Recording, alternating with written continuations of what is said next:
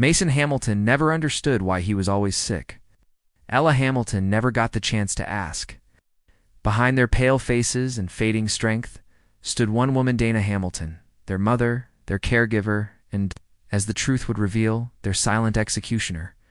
What looked like love was something far more sinister. This is the story of a mother's twisted obsession, a deadly facade, and two children caught in the grip of a lie too poisonous to see.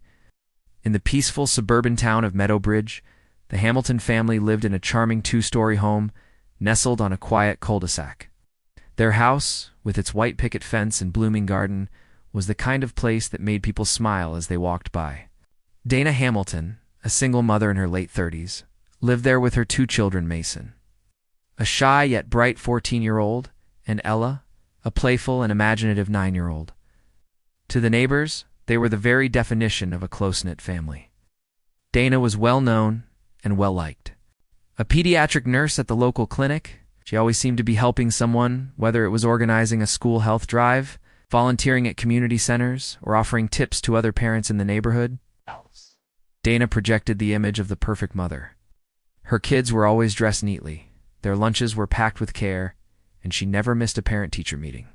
At home, she ran a popular blog on parenting and child wellness, often posting about balanced meals, managing childhood anxiety, and tips on keeping kids safe and healthy. Her posts were so detailed and knowledgeable that many other mothers in town followed her religiously. She seemed tireless, always doing something for her kids or the community.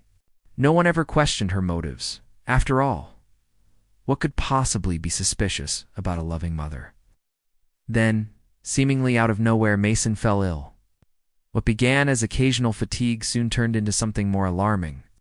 He started experiencing severe headaches, confusion, and episodes where he would simply black out. Dana brought him to the emergency room, explaining that her son had been unusually tired and disoriented, and that his school performance had declined. The doctors ran a battery of tests, but everything came back inconclusive. Still, Dana insisted something was wrong and pushed for further investigation. She kept a detailed log of his symptoms, dates, times, what he ate, how he slept, and when he complained. She was organized, assertive, and always involved. Nurses and doctors appreciated her thoroughness, initially seeing her as a helpful partner in care. When Mason was discharged, he seemed to improve for a while. But within weeks, he returned with more serious symptoms: muscle spasms, weakness, and an unusual drop in sodium levels. Dana appeared increasingly anxious, spending every moment by his side. Her presence was constant. She insisted on being the only one to feed him, and was quick to question nurses about every new treatment. Again, tests yielded little clarity. The medical team grew frustrated. Nothing made sense, yet Dana's concern appeared genuine, even heroic. People around her began to admire her resilience. Raising two kids alone, managing a career in healthcare, and now handling a child's mysterious illness, it was no wonder the community praised her. Cards, flowers, and even donations started coming in from school parents and church groups. But while the world saw a mother fighting for her son, a few sharp-eyed professionals within the hospital were beginning to wonder if something darker was unfolding behind the mask of devotion, and that's when the first quiet doubts were whispered. The second time Mason was hospitalized, it wasn't just the symptoms that drew attention, it was the timing. His condition always seemed to worsen late at night, particularly after Dana had spent time alone with him. During the day, when nurses or doctors were actively monitoring him, Mason seemed stable, alert even. But as visiting hours ended and Dana remained by his bedside, the episodes would begin: nausea, trembling, and alarming drops in blood pressure. These strange patterns started to feel less like medical coincidence and more like something carefully orchestrated. One of the pediatric nurses, Jenna Marks, began to notice the subtle inconsistencies. Jenna had worked in children's wards for over a decade. While she had seen her share of chronic illnesses and worried parents, something about Dana didn't sit right. She was too involved, too controlling.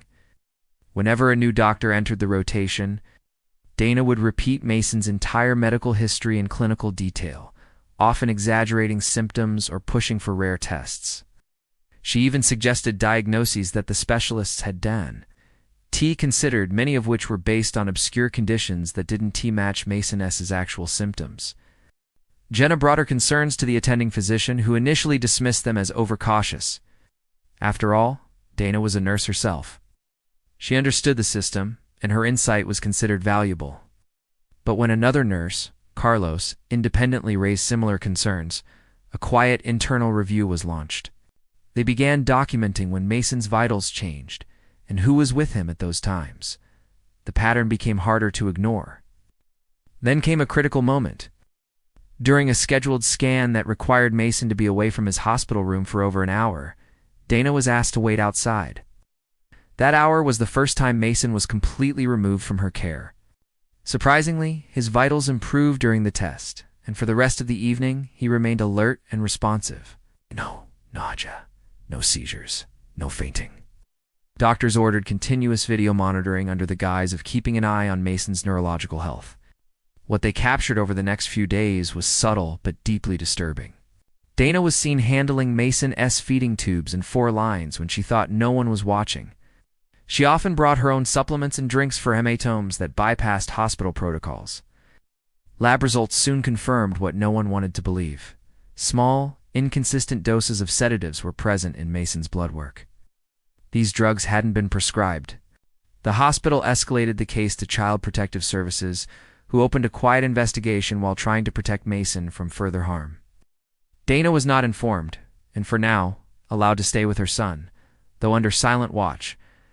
Social workers began interviewing teachers, neighbors, and even former co-workers from the clinic where Dana once worked. The portrait they uncovered was conflicting.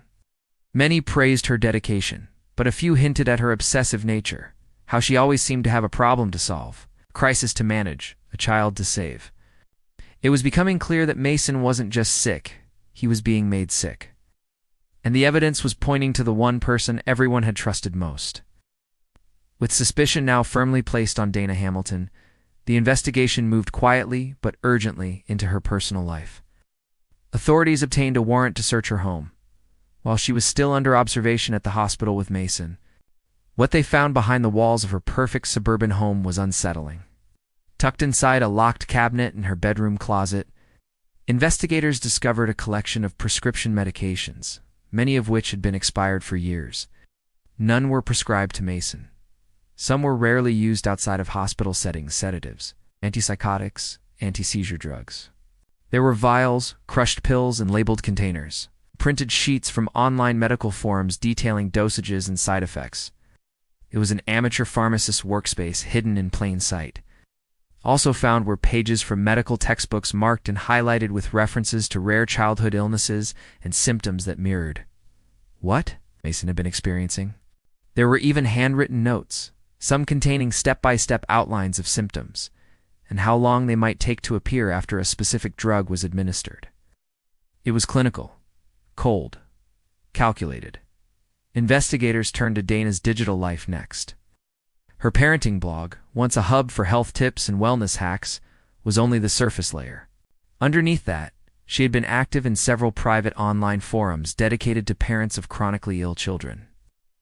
Others, more disturbingly, appeared to be communities where parents exchanged, exaggerated, or even fabricated stories about their children's illnesses to garner sympathy or donations. Dana had posted frequently, describing Mason's decline in vivid detail, sometimes days before those symptoms appeared in real life. The timelines didn't match, and that discrepancy grew more troubling with every post they read. Digging deeper, investigators found a series of unpublished vlogs saved to Dana's computer. These were rehearsed videos, emotional monologues about her son's bravery, her sleepless nights, her fears. They were polished and deeply manipulative. In one video, she cried on camera while holding a bracelet Mason had made, claiming it was his last gift before his body began shutting down. Yet that video was recorded during a time when Mason had been relatively healthy, attending school and playing basketball with friends. The digital trail was damning. Dana wasn't just documenting her son's illness. She was crafting a narrative, and every blog post, every forum entry, every video was building the image of a devoted mother battling against impossible odds. But behind that facade was a woman who seemed obsessed not with care, but with control, and with the attention that came from being seen as a martyr. That's when Ella's name surfaced again. Dana's daughter had died in her sleep 2 years earlier, a loss the community had mourned deeply. At the time, her death had been ruled as natural, with no autopsy requested. But in light of the evidence piling up, investigators could no longer ignore the possibility that Dana's pattern of behavior had started long before Mason fell ill. A new door had just opened, and behind it lay even darker secrets. 2 years before Mason's mysterious illnesses began, Dana Hamilton's daughter, Ella, had died unexpectedly in her sleep. At the time, the official cause was listed as sudden cardiac arrest, a tragic but not unheard of event in children. The town of Meadowbridge rallied around Dana in mourning. Her heartbreak appeared genuine, her grief immeasurable. Vigils were held. Fundraisers organized. Dana spoke softly at community events, offering gratitude for the support while holding back tears. Everyone believed her pain because no one could fathom a mother doing otherwise. But now, with mounting evidence that Mason had been intentionally dosed with harmful substances, Ella's death took on a new and chilling significance. Investigators reopened the case and pushed for the exhumation of her body. It was a delicate process, both legally and emotionally. But it was the only way to determine if Dana's actions had begun far earlier than anyone imagined. The autopsy revealed what no one had expected. Despite the time that had passed, toxicology tests showed clear traces of sedatives and LSS system drugs that had no legitimate reason to be in her body. She had been a healthy child, with no medical history of seizures, anxiety, or sleep disorders that would have required such medication. It became evident that Dana had been experimenting with substances long before anyone suspected. The symptoms Mason had suffered were not an isolated case. They were the continuation of something far more methodical. Detectives now began reconstructing the timeline of Ella's final months. Friends recalled how she had become more withdrawn. Teachers noted that she was often tired in class and occasionally complained of stomach pain. Dana had mentioned to a few people that Ella had a weak heart and was fragile. But no medical records supported those claims. In fact, Ella had never been diagnosed with any chronic illness. The entire narrative had been built quietly by Dana, piece by piece, until the day her daughter simply didn't wake up. Even more disturbing were Dana's online posts from that time. In private blogs and forums, she had written about her daughter's battle with a vague heart condition, how she tried everything, and how modern medicine failed them. She even shared photos of hospital bracelets and pill bottles. Much like with Mason, she had created a reality where she was the tireless mother caring for a sick child, except none of it had been true. The pattern was undeniable. Dana had fabricated symptoms, manipulated medications, and orchestrated entire medical crises for attention, admiration, and sympathy. The diagnosis that experts now quietly discussed was Munchausen syndrome by Proxy, rare and dangerous. Psychological disorder in which a caregiver, often a parent, induces illness in a dependent to fulfill a psychological need for attention and validation. Ella's death was no longer a tragic accident. It was the beginning of a cycle that could have continued indefinitely, if Mason had not survived. The community was left reeling as the sweet, smiling woman they had trusted was revealed to be someone capable of the unthinkable. And now, the justice system would be forced to confront a truth that many still struggled to believe. Dana Hamilton was arrested at the hospital, just outside her son's recovery room, as quiet murmurs turned into headlines. The image of a nurturing mother shattered the moment handcuffs were fastened around her wrists. Her face remained expressionless, almost calm. It was as if she had rehearsed for this, just like the videos investigators had found on her computer. As the news broke, the community that once praised her transformed overnight. The sympathy she'd collected, the praise she had bathed in, the support she once used as a shield, all of it evaporated under the weight of her crimes. The prosecution began building their case meticulously. Dana was charged with multiple felonies, including attempted murder for the harm done to Mason, aggravated child abuse, and second-degree murder in connection with Ella's death. Prosecutors chose to pursue the case without seeking the death penalty, citing the need for accountability and closure over vengeance. Their goal was to ensure she would never walk free again. The trial began 6 months later in a courtroom filled with somber spectators and media cameras. Mason, now in a stable foster placement and undergoing trauma therapy, appeared in court with his guardian and therapist by his side. At just 15, he delivered a brief but devastating victim statement. He described how he always thought he was weak, how he believed his body was broken, and how he had grown up fearing the world. In reality, the danger had always been standing right beside him. His voice was steady, but the pain in the room was palpable. A single sentence stood out among his testimony. "I didn't know love could hurt you until it nearly killed me." The prosecution presented a mountain of evidence, medical records, toxicology reports, handwritten notes, surveillance footage, and digital conversations that painted Dana as someone who manipulated, poisoned, and fabricated illness with chilling calculation. Her defense tried to argue diminished mental responsibility, citing her background in healthcare and stress from single parenthood. They proposed that Dana had suffered from undiagnosed trauma and mental health disorders, but the jury wasn't convinced. It took less than 3 hours for the verdict to arrive. Guilty on all counts. Dana showed no visible emotion as the sentence was read. Life in prison without the possibility of parole. After the trial, the town of Meadowbridge was left scarred. School counselors were brought in to help students process the truth. Parents who had once shared playgrounds and bake sales with Dana felt betrayed. A plaque honoring her at the local clinic was quietly removed. The woman they had admired had used her nursing knowledge not to heal, but to harm. Mason, though physically recovering, faced a long road ahead.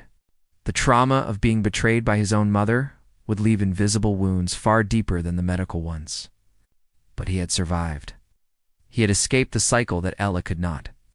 And now he carried not only his own story, but hers. The case of Dana Hamilton would be remembered for years, not just as a chilling crime, but as a reminder of how easily danger can wear the mask of love. Behind the soft smile of a mother, behind the gentle voice of concern, lay a darkness no one had seen coming until it was far too late.